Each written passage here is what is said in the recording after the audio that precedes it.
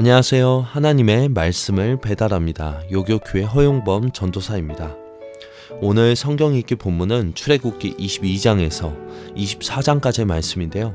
그 중에서 22장 12절에서 15절까지의 말씀을 봉독하고 함께 묵상하도록 하겠습니다. 만일 자기에게서 도둑 맞았으면 그 임자에게 배상할 것이며 만일 찢겼으면 그것을 가져다가 증언할 것이요 그 찢긴 것에 대하여 배상하지 아니할지니라.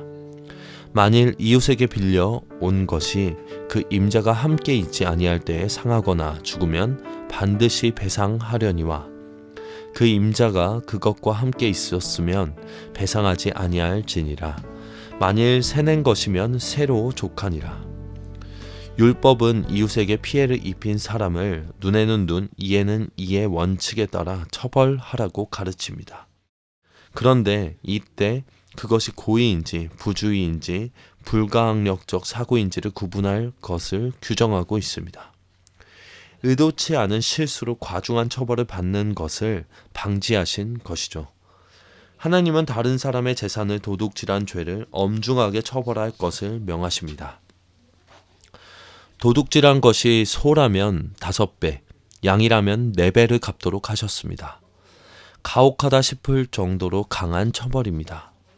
배상금을 지불할 능력이 없는 가난한 자라고 하더라도 결코 탕감받을 수 없습니다.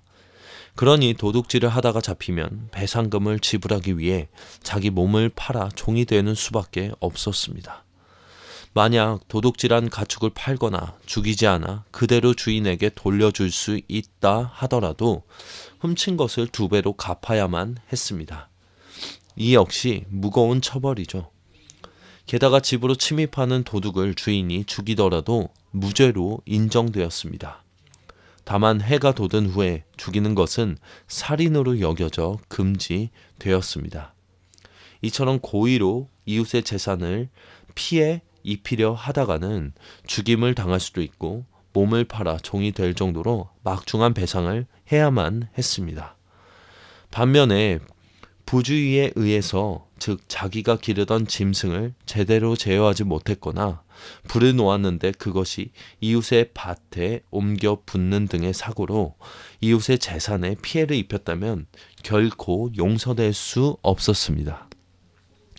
이웃이 피해를 입었으니 당연하게 배상해야 합니다. 그러나 고의로 저지른 것만큼의 가혹한 처벌을 내려서는 안 됩니다. 처벌의 기준은 행위의 동기에 있었습니다. 하나님은 이렇게 언약 공동체 안에 동기를 기준으로 하셔서 질서를 세우고 계십니다. 이웃의 물건을 맡아 지키고 있다가 도둑 맞았다면 이는 고의나 부주의에 의한 것이 아니라 피해를 당한 것이기 때문에 맡은 사람에게는 책임이 없었습니다. 그런데 맡은 물건을 숨기고서 도둑 맞았다고 거짓말을 할 가능성도 있었습니다. 이와 유사하게 어떤 사람이 이웃의 물건을 보고 자신이 잃어버린 물건이라고 주장해 분쟁이 생기는 경우도 있었습니다. 이렇게 누가 거짓말을 하는 것인지 가려야 하는 경우에는 재판장이 수사해서 사실을 밝혀내고 거짓말을 한 사람이 2배로 배상해야 합니다. 이웃의 가축을 맡아 지키고 있다가 가축이 죽거나 상하거나 사라진 경우 가축을 맡았던 사람이 자기가 그 가축에 손을 대지 않았다고 하나님 앞에 맹세하면 책임이 없습니다. 물론 그가 가축을 훔쳤다는 사실이 드러나면 당연하게 배상해야 합니다.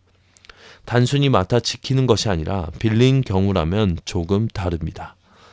이웃의 소를 빌려왔는데 소가 죽었다면 당연히 배상해야 합니다. 하지만 현장에 주인이 있었다면 배상하지 않아도 괜찮습니다. 만약 대가를 지불하고 빌린 경우라면 따로 배상하지 않아도 됩니다.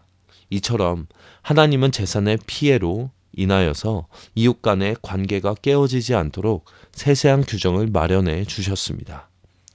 재산 문제로 많은 관계가 깨지는 현실 가운데 우리는 하나님의 뜻을 헤아려서 누군가의 동기를 보며 사람들과의 관계를 바르게 세워 나가야 합니다. 우리는 돈 때문에 가까운 사람도 짓밟는 일들이 심심치 않게 벌어지는 세상 속에서 살아가고 있습니다. 다른 사람 때문에 손해를 입었다면 그 사람을 평생 철천지 원수로 삼고 지내기도 합니다. 또한 자신의 필요가 끝나면 그냥 버려버리는 이런 세상 속에서 하나님의 백성은 상대방의 사정과 동기를 헤아리려는 자세로 따뜻함을 갖고 세상을 살아가야 합니다. 요즘 많은 청소년 상담센터가 생기고 있습니다. 하지만 결국은 그 센터들에서 예수님을 사랑하는 사람들에게 도움을 요청하는 경우를 많이 봤습니다. 예수님을 사랑하는 사람들은 세상의 마음을 따르지 않고 하나님의 마음을 따르기 때문에 따뜻함이 있기 때문에 그 사람들을 찾는 것이죠.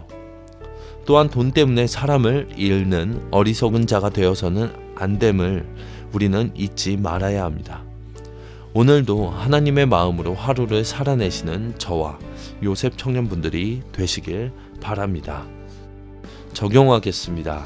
오늘도 하나님의 마음으로 하나님의 영광이 되는 손해를 보시는 하루를 사시길 바랍니다. 아멘.